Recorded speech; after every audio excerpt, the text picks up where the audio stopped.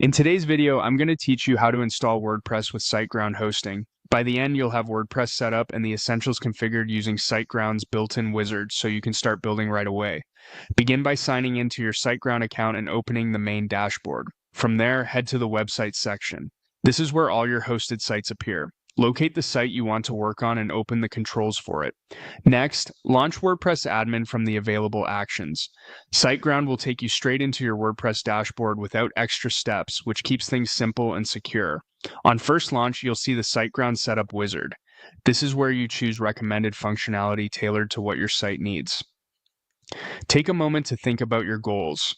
If you want visitors to be able to reach you easily, select the option to add a contact form. It's a straightforward way to collect inquiries without exposing your email. If you plan to sell products or services, choose the shop option.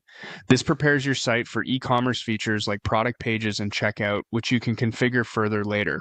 If none of these fit, pick the option that best matches your content style and move forward. When you've made your selections, continue through the wizard. You'll reach a short section about marketing. Here you can choose tools that help you understand and grow your audience. If you want traffic insights, enable the Google Analytics integration.